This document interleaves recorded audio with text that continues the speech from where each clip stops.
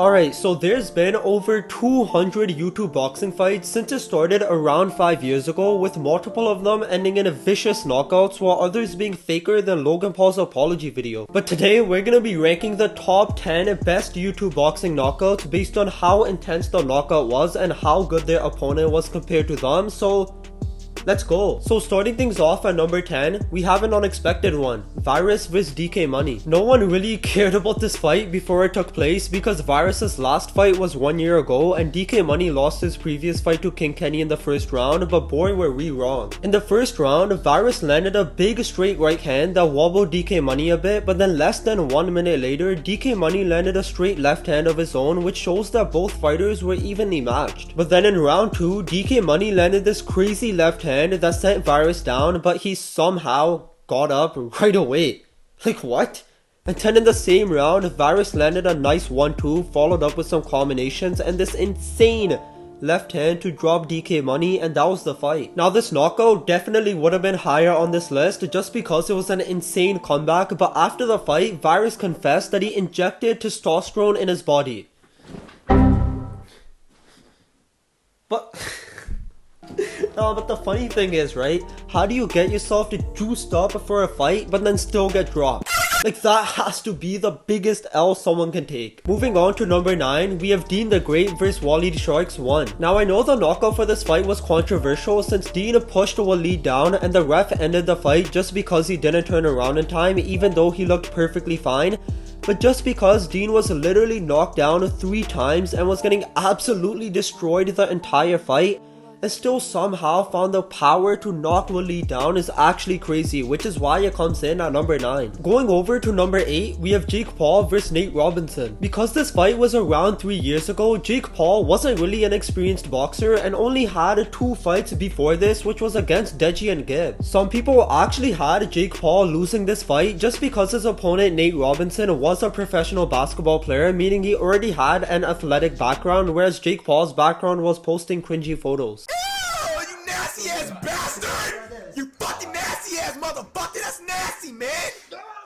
But nonetheless, Jake Paul knocked Nate Robinson down 2 minutes into the fight and then 2 minutes later knocked him down again, making Nate look like Jarvis after he got banned on Fortnite. And then finally 20 seconds later, this man was like, bro, I'm cooked. Nah, but Snoop Dogg's commentary made these 2 knockdowns so much funnier.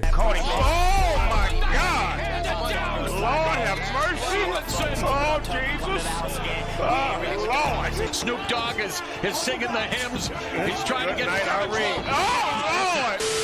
Coming in at number 7, we have Salt Poppy vs Andy Worski. Now I know, some of you may think this knockout should be higher on this list just because it was one of the most iconic ones in YouTube boxing history, and it is really good.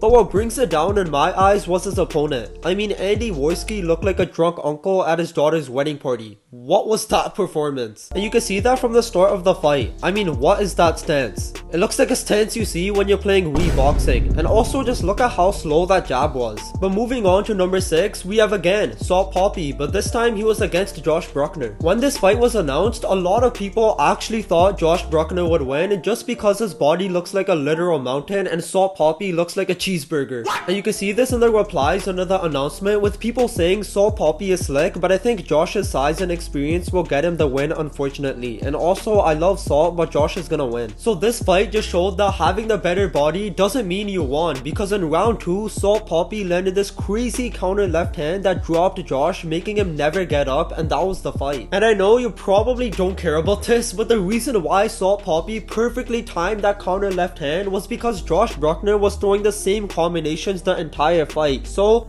he just took in that knowledge, and when he threw it again, Josh paid the price. Going over to number 5, we have KSI vs Face Temper. Now when we look at this fight on paper, Face Temper actually had all the advantages. He was 5 inches taller, KSI really tried to sneak 6 foot in there.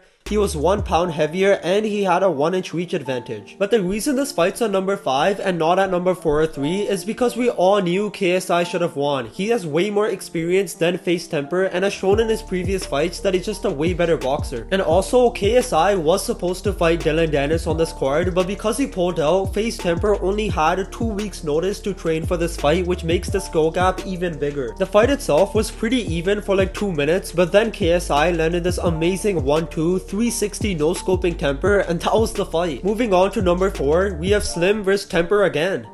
It's a tough list for my man Temper. Slim was the heavy underdog because this was his first fight after taking a year off. This was his first professional fight, and he took this fight on 2 weeks notice, meaning he didn't have a full camp, whereas Temper did. But even being in a complete disadvantage, Slim still came through by first landing a nice left hook that buckled Temper's knees, and then just completely going after it, landing another amazing right hook that ended it off. Going into the top 3 now, coming in at number 3, we have a fight that no one expected. Ed Matthews vs Swarms. Now this fight was on the Prime card and literally no one was excited for it. Ed Matthews stepped in for Ryan Taylor on like 2 days notice, so him and Swarms didn't even have any beef. He was just a replacement. And the reason this knockout is at number 3 is because how many disadvantages Ed had. He's like 4 feet shorter, he had a crazy reach disadvantage, he took this fight on 2 days notice whereas Swarms had a full camp.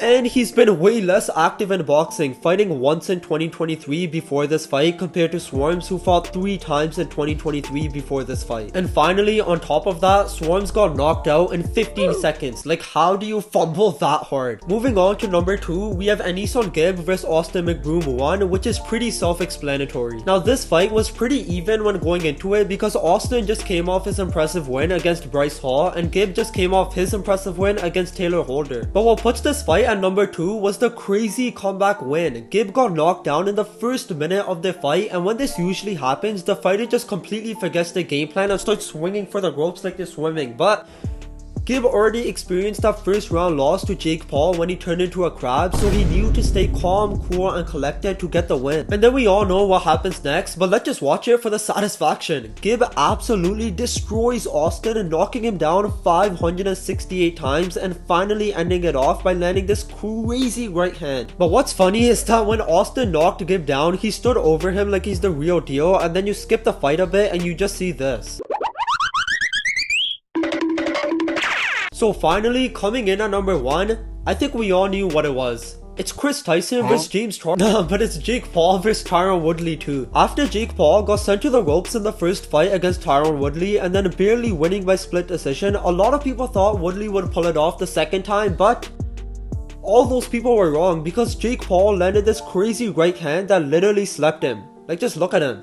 My man isn't moving. So that caps it off. This is my list for the top 10 best knockouts in YouTube boxing history. Comment down below if you agree or disagree and would change anything, and make sure to like, subscribe, and hit that notification bell to never miss future videos.